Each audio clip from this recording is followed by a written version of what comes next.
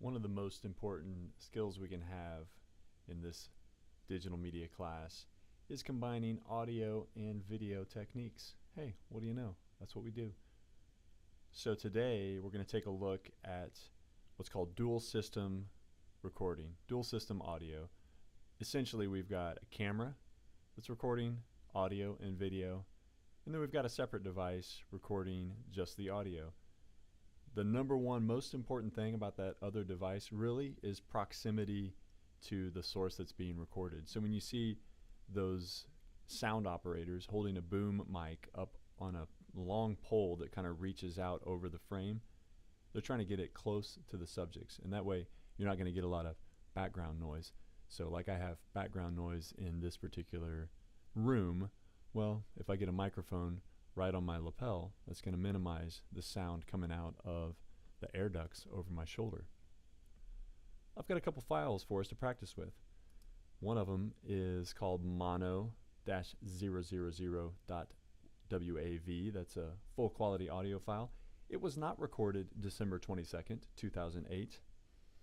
I actually did not have the date set correctly. I reset the device and did not reset the date. So I was able to find that because I know how to work my way around the folder structure on there. And I can help you do that too, but I will tell you on these Zoom recorders, they can be a little bit unwieldy when it comes to finding the files that you're looking for.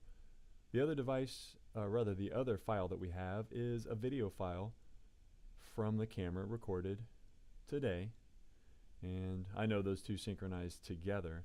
I'm going to import those into Final Cut Pro by either Command-I or drag and drop or whatever the case may be, and here they are. Here's my mono audio clip.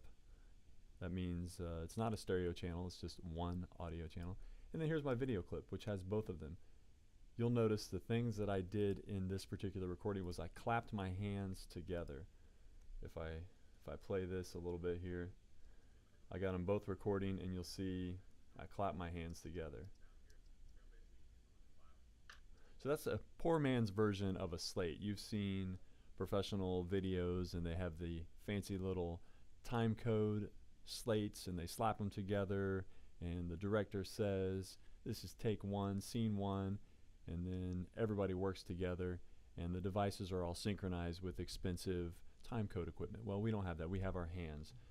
I want to make sure I clap so that there's something that Final Cut Pro can kind of link onto, and I can see those claps here in the audio file. And I can Command+ to zoom into them if I want to. I'm going to clap. So there's my same clap there. I'm going to hit Shift-Z because that's a favorite shortcut. And I basically want to make sure that those files are together.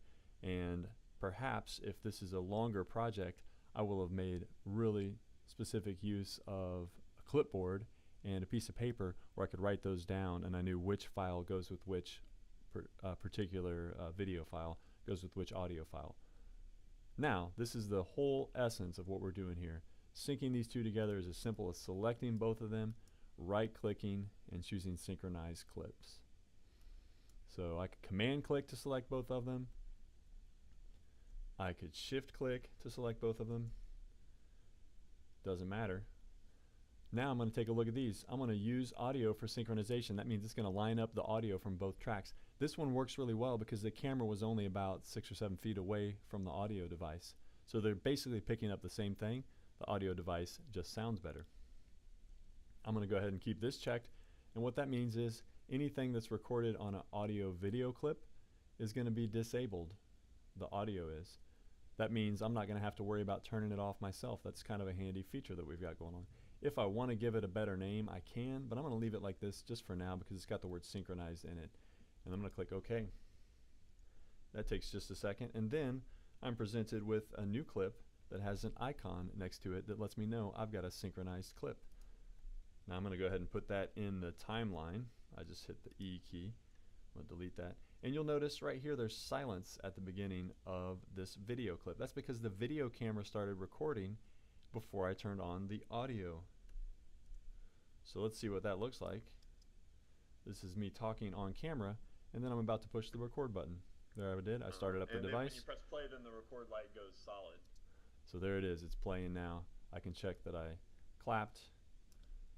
Okay, I just wanted to take a look at that because what all I do here is I'll actually do the same thing that I did before.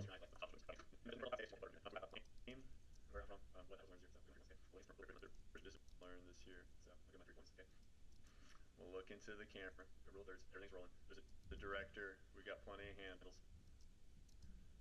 Are we ready? My name's Sean here, and I'll ask you now. I'm hitting JK and L to maneuver through this clip.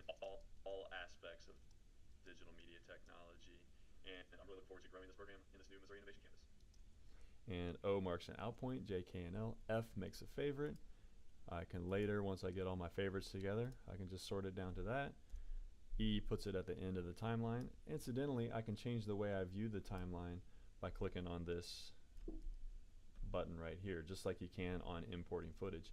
So that's it in a nutshell. Now we know all the skills that it takes to edit audio together with video.